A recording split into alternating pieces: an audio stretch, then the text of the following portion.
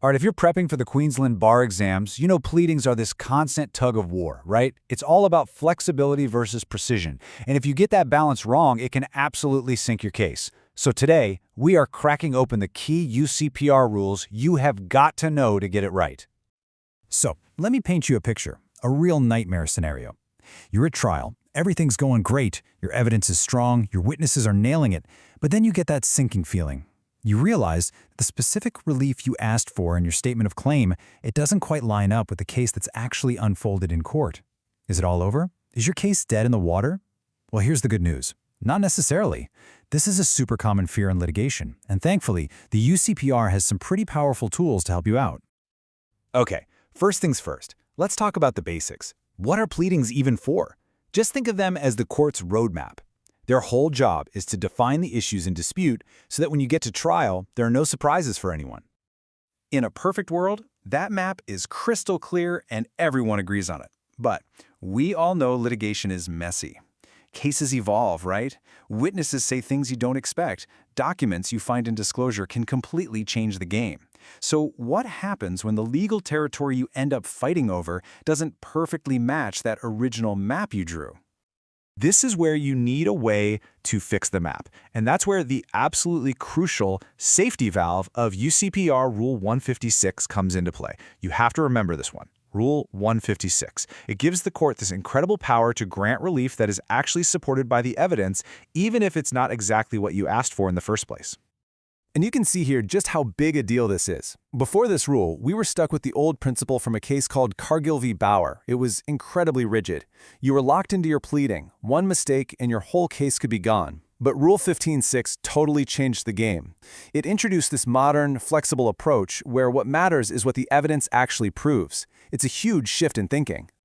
Okay, so for the exam, you need some cases to back this up. A key one is Graf v. Vernus. That case confirmed the court can grant relief if the evidence supports it.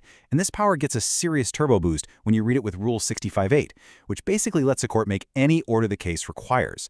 A classic real-world example is the 7-Eleven stores case. A claim for rent that wasn't even pleaded was allowed. You know why? Because both sides knew it was a live issue. The court just used Rule 15.6 to get to a common-sense, just result. But hang on a second. Rule 156 isn't a get-out-of-jail-free card for sloppy pleading. Not at all.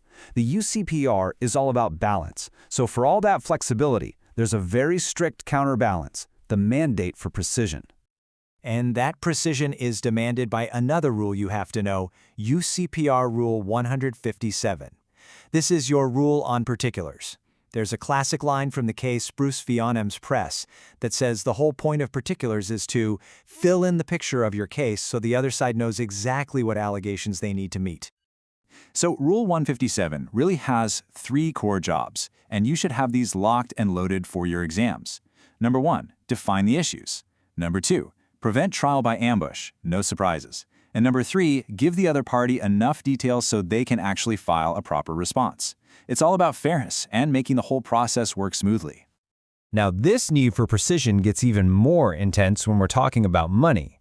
Let's drill down on 2 super important rules you've got to get right. Rule 158 for damages and Rule 159 for interest.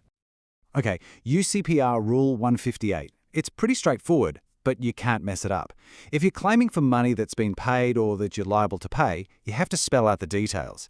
And if you're going for something serious like exemplary or aggravated damages, you have to particularize every single thing you're relying on to make that claim. You got to show you're working. And it's a similar story for interest claims with UCPR Rule 15.9. It's a simple 4-point checklist. You have to plead, the amount you're claiming interest on, the interest rate, the date it starts from, and how you calculated it. Miss any one of those 4 things, and your interest claim is defective. Simple, but totally unforgiving. So we have this tension, right? The flexibility of Rule 15.6 pulling in one direction and the precision demanded by Rules 157, 158, and 159 pulling in the other. So how on earth does a court decide which one wins? Well, it turns out there's one guiding principle that trumps everything else. This is the absolute heart of the matter. This is the conflict we've been building up to.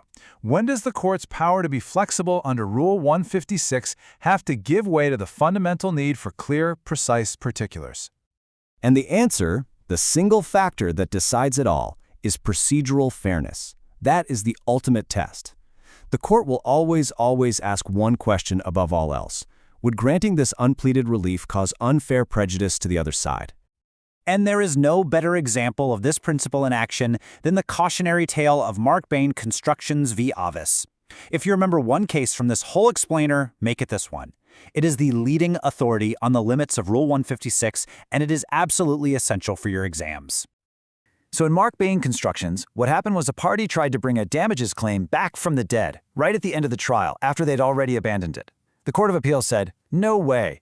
And this quote from Justice Fraser tells you everything you need to know.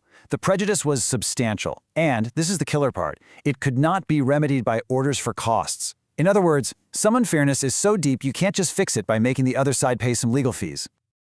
So, the huge takeaway from Mark Bain Constructions v. Avis is this. Rule 156 is a tool to achieve justice, not a weapon for trial by ambush. If letting a party run an unpleaded point would cause incurable prejudice, if it would completely hobble the other party's ability to defend themselves, the court will not allow it. Procedural fairness will always win.